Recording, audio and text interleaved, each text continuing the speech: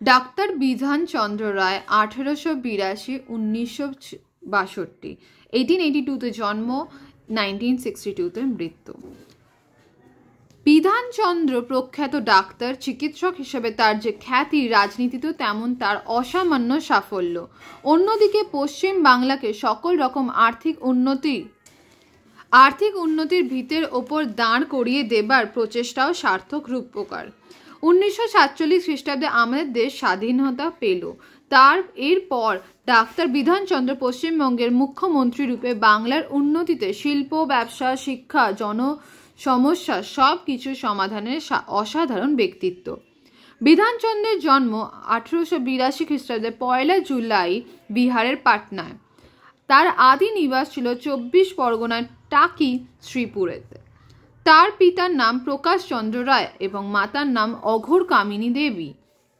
1897 খ্রিস্টাব্দে বিধানচন্দ্র পাটনা কলেজিয়েট স্কুলের এন্ট্রান্স পরীক্ষায় পাশ করে 1901 খ্রিস্টাব্দে পাটনা কলেজ থেকে গণিতে অনার্স সহ BA পাস করেন।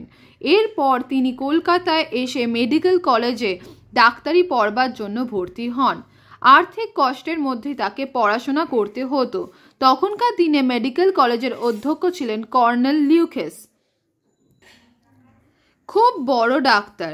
তিনি বিধানচন্দ্রকে নিজের সন্তানের মতো স্নেহ করতেন। ডাক্তারি পড়ার সময় তার নানা রকমের অসুবিধার সমাধান করে দিতেন লিউকেস সাহেব। 1908 খ্রিস্টাব্দে তিনি ডাক্তারি পাশ করে কলকাতা বিশ্ববিদ্যালয়ে MD ডিগ্রি লাভ করেন। 1909 খ্রিস্টাব্দে 22 ফেব্রুয়ারি বিলেতে যান। লন্ডনের বার্থলোমিও ইনস্টিটিউটে 2 বছর পড়াশোনা করে একসঙ্গে FRCS এবং MRCP পরীক্ষায় উত্তীর্ণ হন। 1911 খ্রিস্টাব্দে জুলাই মাসে তিনি স্বদেশে ফিরে আসেন।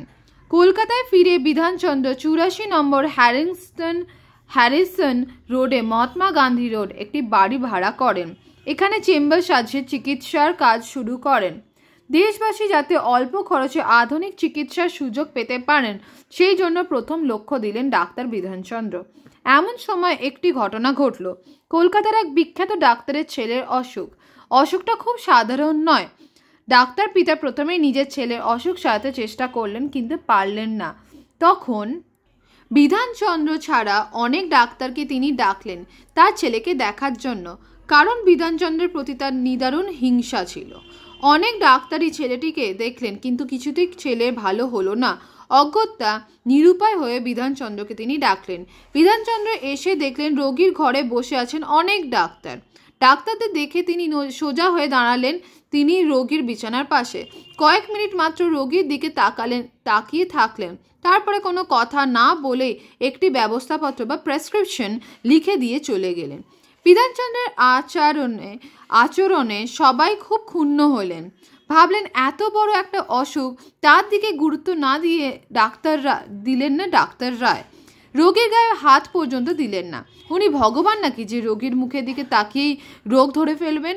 কেমন যেন বিদ্রূপের হাসি সবার মুখে ফুটে উঠল। আশ্চর্য, বিধানচন্দ্র সেই ব্যবস্থাপত্রে বা প্রেসক্রিপশনে ওষুধ খাইয়েই ছেলেটি সুস্থ হয়ে উঠল।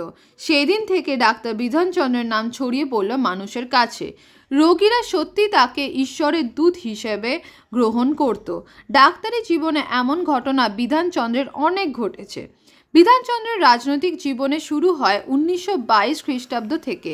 1923 আইনসভা নির্বাচনে তিনি হারিয়ে দেন দেশ নেতা সুরেন্দ্রনাথ বন্দ্যোপাধ্যায়কে।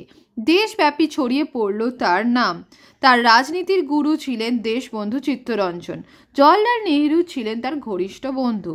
1916 খ্রিস্টাব্দে বিধানচন্দ্র কলকাতা বিশ্ববিদ্যালয়ে ফেলো নির্বাচিত হন। একদিকে ডাক্তারি পসার ও হাতযশ, অন্যদিকে দেশ সেবার আদর্শে নিয়োজিত বিধানচন্দ্রের প্রতি আপামর দেশবাসীর ভক্তি ও শ্রদ্ধা ছিল অতুলনীয়। ইতিমধ্যে তিনি বাড়ি করে 36 নম্বর ওয়েলিংটন স্ট্রিটে চলে এসেছেন। 1931 খ্রিস্টাব্দে তিনি কলকাতা কর্পোরেশনের মেয়র এবং 1942 খ্রিস্টাব্দে কলকাতা বিশ্ববিদ্যালয়ের উপাচার্য নির্বাচন হন। 1948 জানুয়ারি মাসে ডাক্তার বিধানচন্দ্র রায় পশ্চিমবঙ্গের মুখ্যমন্ত্রী হন। মুখ্যমন্ত্রী থাকাকালীন তিনি পশ্চিমবঙ্গের বহু বিষয়ে উন্নতি করেছেন।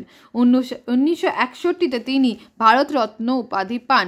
80 বছর বয়সে 1962 খ্রিস্টাব্দে 1 জুলাই বিধানচন্দ্র তার নিজের বাসভবনে পরলোক গমন করেন।